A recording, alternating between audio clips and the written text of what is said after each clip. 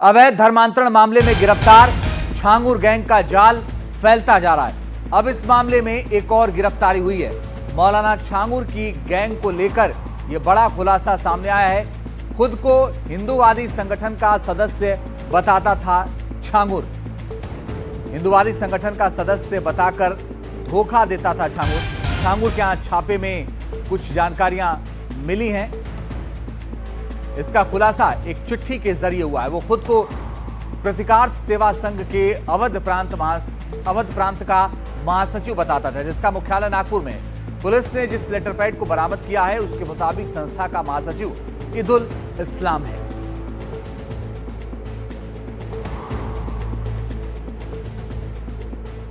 रणबीर हमारे सहयोगी ज्यादा जानकारी के लिए इस वक्त जुड़ रहे हैं। रणबीर बताइए और क्या क्या जानकारी सामने आई है और ये कैसे खुद को एक संस्था का महासचिव बता रहा था, वो भी अवध प्रांत का।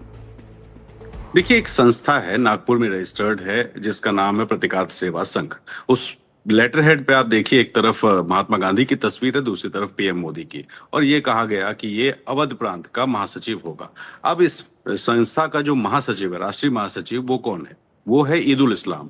ईदुल इस्लाम वो शख्स है जिसका नाम यूपी एसटीएफ की एफआईआर में 9वें नंबर पे लिखा हुआ था। यानी कि धर्मांतरण के इस मामले में एक आरोपी ये संस्था चला रहा था, और संस्था के लेटर पैड पे जिस तरह का माहौल बनाया था, उससे अधिकारियों के सामने जाकर के कुछ इस तरह से दिखाना कि वो समाज के सेवा में लगा हुआ है, वो नेक काम करता है। और जो छांगुर है उसको लेकर के जो नियुक्ति पत्र दिया गया है उसमें यह कहा गया है कि अस्पताल और शिक्षा के क्षेत्र में जो काम कर रहे हैं उसको देखते हुए उन्हें अवध प्रांत का महासचिव बनाया जाता है। तो ईदुल इस्लाम खुद कहाँ है ये नहीं पता। जब हमने तफ्तीश करने की नागपुर में कोशिश की तो हमारे जो रिपोर्टर वहां गए, वहां पे श्रीकांत श्रीवास मिले, जो कि इस संस्था के सचिव हैं। जब हमने कैमरा पे बात करने की कोशिश की तो उन्होंने इनकार कर दिया, लेकिन कहा कि इस तरह की कोई नियुक्ति पत्र की जानकारी नहीं है। हमने प्रशस्ति पत्र दिया था छांगुर को क्योंकि वो बहुत बेहतरीन काम कर रहा था।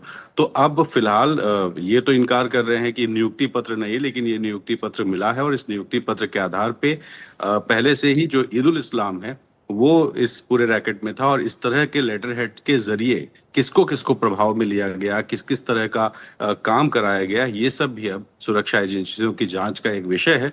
और फिलहाल जो छांगुर है, छांगुर किस तरह के रूप रखता था, कितने सारे नाम थे। आप सोचिए कि जमालुद्दीन, कुछ लोग उसको जलालुद्दीन कहते थे, कुछ पीर बाबा कहते थे, कुछ हाजी पीर बाबा कहते थे, कुछ छांगुर कहते थे।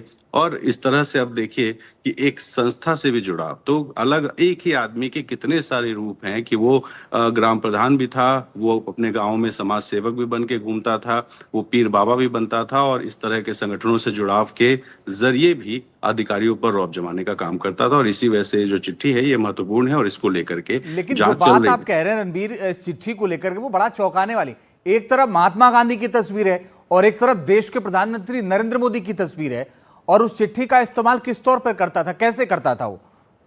देखिए, नागपुर में राष्ट्रीय स्वयंसेवक संघ का दफ्तर है। नागपुर का नाम आता है, कोई इस तरह की संस्था सेवा संघ लिखी हुई तो ऐसा लगता है जैसे संघ से जुड़ाव है, जबकि इस संगठन का कोई संघ से जुड़ाव नहीं है। जब हमने श्रीकांत श्रीवास, जो कि सचिव है, उससे बात करने की कोशिश की तो उसने कहा कि 7-8 लोग हैं, हमारी सिर्फ एक ही संस्था का एक ही जगह काम होता है नागपुर में। लेकिन इस तरह की जो चिट्ठियां हैं, इस तरह की चिट्ठियों के जरिए लेटर हेड पे चिट्ठी लिख करके डीएम को, एसपी को, तमाम पुलिस अधिकारियों को जब दिया जाता है तो प्रभाव कुछ इस तरह का पड़ता है कि एक ऐसी संस्था जो नागपुर में बैठी है, हिंदूवादी संस्था है, या प्रधानमंत्री का चेहरा इस पे लगा हुआ है, तो जाहिर है कि बीजेपी से कुछ जुड़ाव हो सकता है। तो इस तरह से कई बार लेटर हेड मददगार साबित होते हैं। जो छांगुर पर जिस तरह का आरोप है, आप देखिए कि कोर्ट से मदद मिलती थी। कोर्ट में काम करने वाला जो बाबू है वो उन लोगों पर मुकदमा करा देता था 156(3) में, जो लोग छांगुर के प्रभाव में नहीं आते थे। यानी कि जो काम पुलिस नहीं कर सकती थी वो कोर्ट के जरिए कराने के लिए भी आदमी सेट था।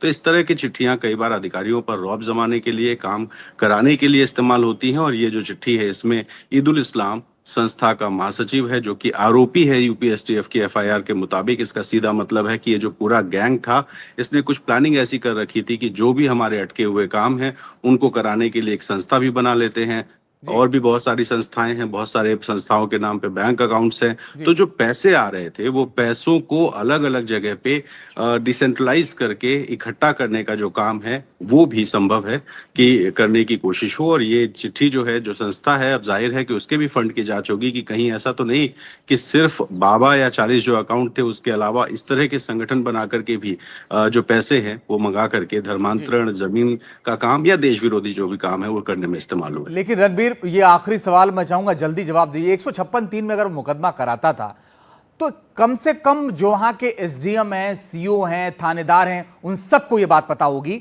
और कहीं ना कहीं बिना अधिकारियों के मिली भगत से ये पूरा गैंग फैल ही नहीं सकता।